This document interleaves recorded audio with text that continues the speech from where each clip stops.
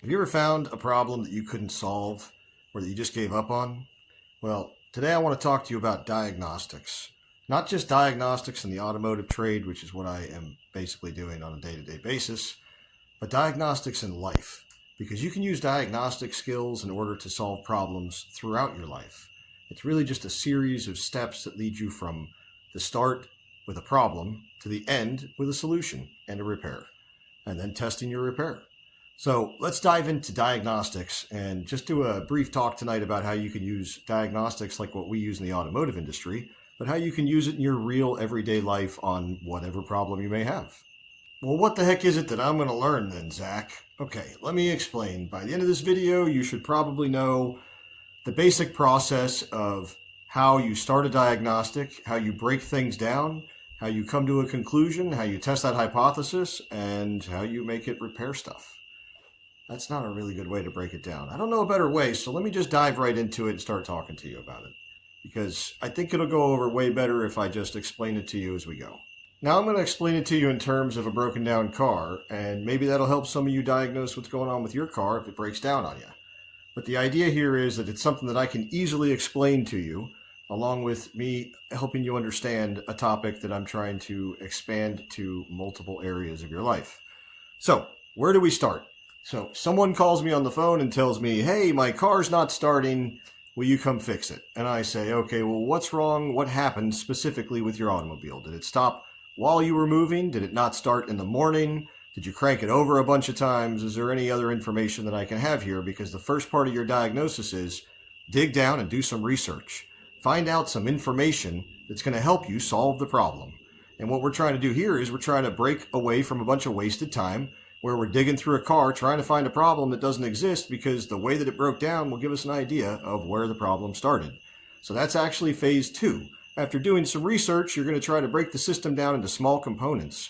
Whatever the problem may be on an automobile, we're going to try to break it down by category. So if it's having some type of drivetrain problem, we're going to break it down to the drivetrain, which is a pretty good portion of the car. But then we're going to try to figure out where the problem is coming from in the drivetrain, and we're going to narrow it down to, let's say, the differential. After we've narrowed it down to the differential, we're going to start having to listen to the differential because it's got bearings all over it, it's got gears in it, it's got brakes on it, it's got all types of stuff connected to it.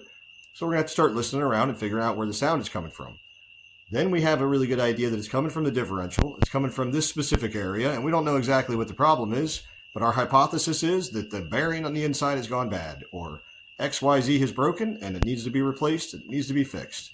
Question is, do we tear it apart and fix it now, or do we make an educated guess and decide to just replace the entire differential? Because if, let's say, a bearing or a gear goes bad inside, it could chew up the housing, and then maybe your seals and your other gears and bearings will never work properly.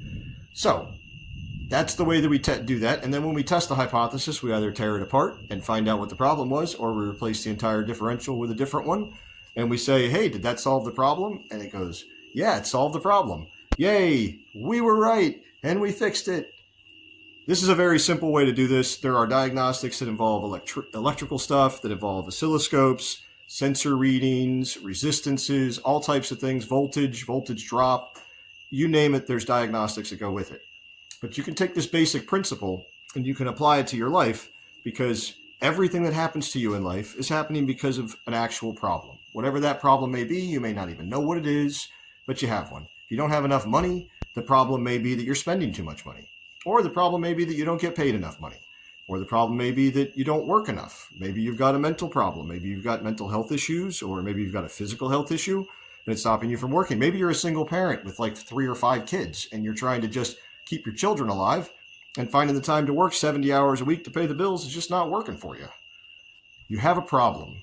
The thing is, now we have to do some research and figure out that problem. So if you're getting paid too little at work, you do some research, you find out what people who work in your field are getting paid in the area.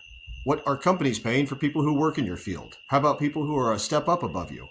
And if that's not the case, then maybe you do some research into how you would get a better paying job, like doing some skills training, finding a specific company that pays better from the bottom and working your way up. Whatever it may be, you do your research. Then you hypothesize. If I quit my current job after finding another one where I make more money and I don't spend any more money, but I make more money, then I'll have less no money days, because I'll be making more money and spending the same amount. then you can test your hypothesis by finding a job, quitting your job, starting the new job, and doing it. I'm not saying that this is something you should gamble your life with. If you have a stable life and you're a single parent with 5 children, do not quit your job if it's a good job and you know they're going to keep paying you, unless you're doing something that you know is going to better you and your life or your family. You need to have some type of foundation as a parent, because you can't just tell the kids, I'm sorry, but we don't have a place to live for a couple months while daddy figures out how to get more money. That doesn't happen in the world. The kids get taken away from you, or you have to move in with somebody. So if you don't have a plan B, be very careful, especially as a parent. With that being said, you can apply that to other areas of your life. If you're having relationship problems, you can apply the same kind of diagnostics to relationships. What could be causing these problems? What types of things may be interacting with this device? So the automobile I talked about earlier, I asked a bunch of questions in the beginning to figure out why it happened or when it happened. The same can go for a relationship. If you have a significant other and you're in a relationship with them and they get mad at you, and you try to think, what is it that's always surrounding them getting mad at me? You can figure it out pretty quickly. It shouldn't even have to be a diagnosis if you're in a relationship with them. Generally speaking, if you chew really loud and every time you eat near her and you're chewing, she gets upset or he gets upset, maybe it's the chewing. Maybe you should either adjust the way that you chew or not eat in front of them because it seems to irritate them, or talk to them about it and find out if they really love you, because they probably do, but sometimes people just get annoyed. It is what it is. My basic principle here is, you've got a plumbing problem in your house, you can use a diagnostic to figure out what's going on with your plumbing, what it would take to figure it out through the research, to fix it through the research.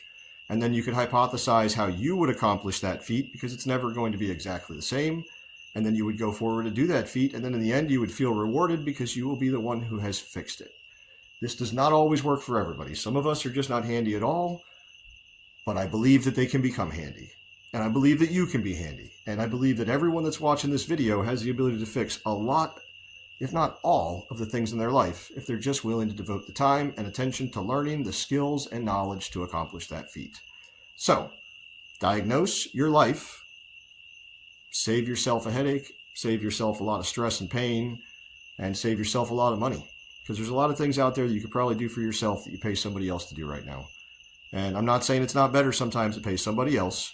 There's time value in money.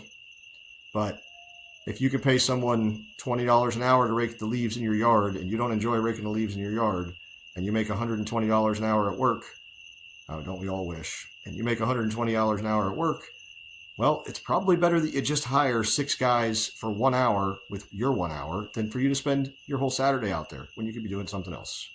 So I hope you all have a wonderful day. Thanks for stopping in. I know this is kind of an awkward or weird or abnormal topic, maybe, but think about it. Diagnose things in your life, diagnose the things, do the research.